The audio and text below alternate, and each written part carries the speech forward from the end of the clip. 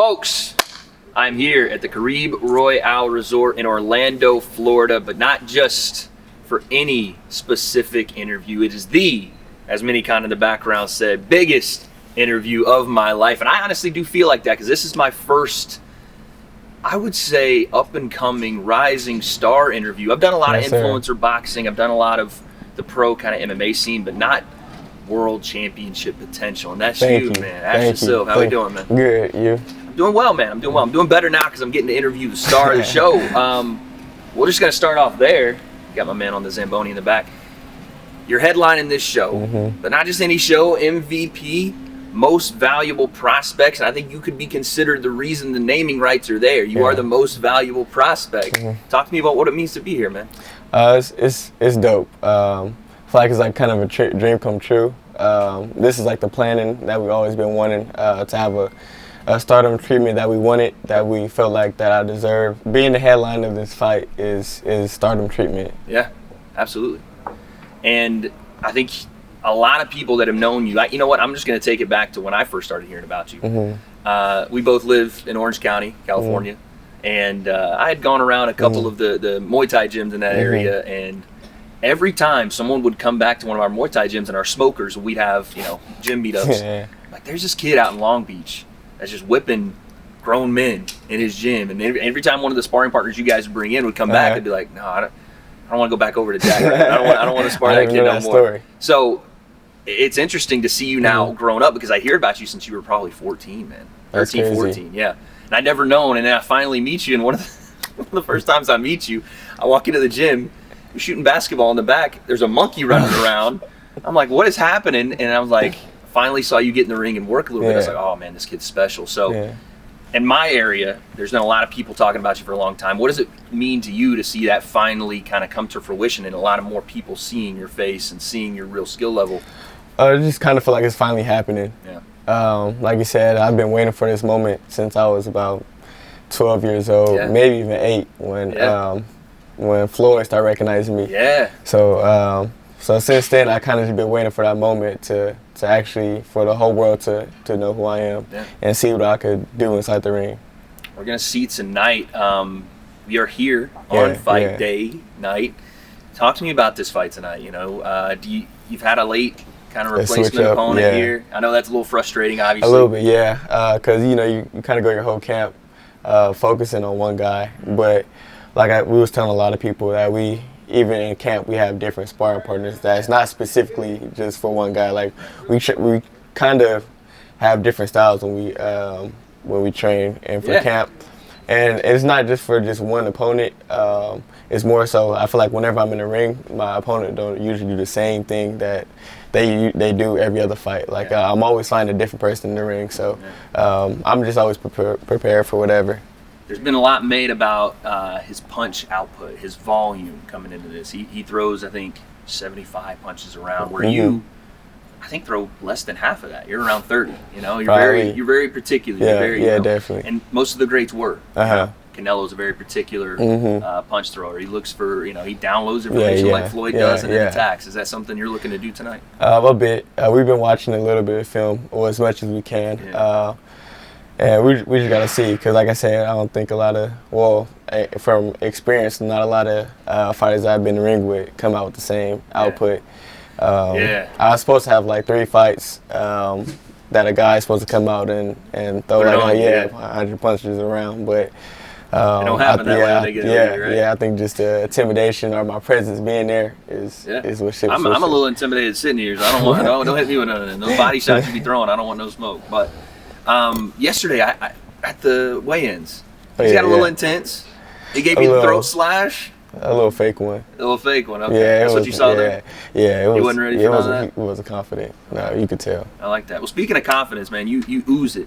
Everywhere you walk around. I remember when we met, like officially in Austin. I was talking to you. You just got this aura about you, man. I'm seeing your H20 chain. Where does the nickname come from? Is it the fluid switch stance that you do here in the ring? Is that it? Yeah. My dad came up with that.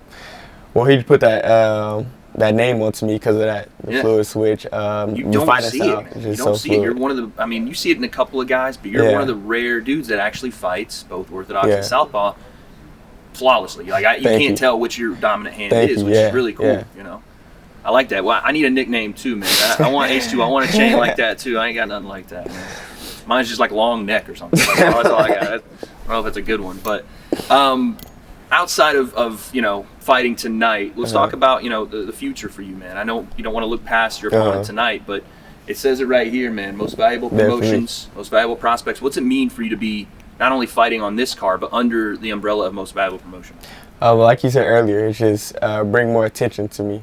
The eyeballs are now on me, and I feel like that's what I live up for. I feel like big fights happen from right here. You know, you start off from right here, then grow and grow. So I feel like MVP and myself as well is gonna grow, and hopefully turn this event into something way bigger and a few more. Yeah. I want to see this thing grow. I want to see us stay at the Caribe Royale, but maybe just keep getting bigger and bigger. But speaking of that, you're a growing kid, man. Yeah, you're big. You're a big boy, man. So, do you see yourself at this weight? You see yourself at lightweight?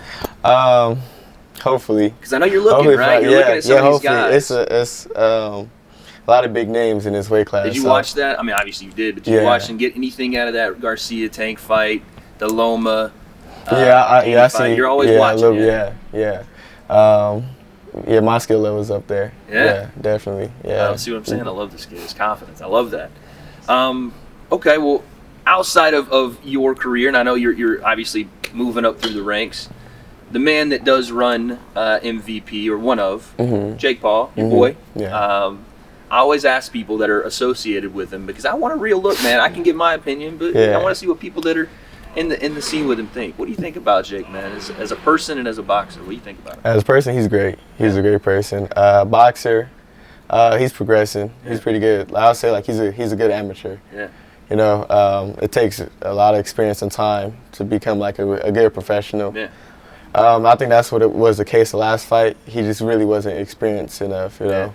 But I mean, that's what you got to go through. That's what the amateurs for, you know. It's time, yeah. Everybody needs that time to get better, I think. But do you like him trying to continue on that way? No, because he didn't look bad. He doesn't look bad in this fight. He looked like he belonged in that ring with Tommy Fury. Yeah, definitely. Is he the best in the influencer scene, or are you still on that limb? Yeah, he's the best. I'm not gonna lie. So who outside of yourself? Because I know obviously you think top dog. You know what I'm saying? All these lightweights, they can't handle you. But outside of you, who's the guy, man? If at lightweight, is it? Is it your boy Tank? It's either Tank or I mean, Haney is the man because he has the belts. He's undisputed. So but performance-wise, I'd probably have to say Tank or maybe Shakur. Yeah. What about a guy like? Man, this is just me talking because I want to throw it in there, like a Keyshawn Davis. Davis. Frank Martin. Any of those guys, maybe? I watch them, but I don't really watch them as much. Yeah. But Shakur, that's a good pick. Right there. Yeah. Tank is otherworldly. Yeah. But how do you think your power stacks up with Tank? You think you guys punch around the same kind of? Nah, I think so. Yeah. I believe so. See, I ain't gonna keep asking because the more I ask, the more he's gonna want to show me. I'm telling you. Okay, so I have to know now, as we end this thing off, man, what's the prediction for tonight? You've been knocking fools out first round, second round.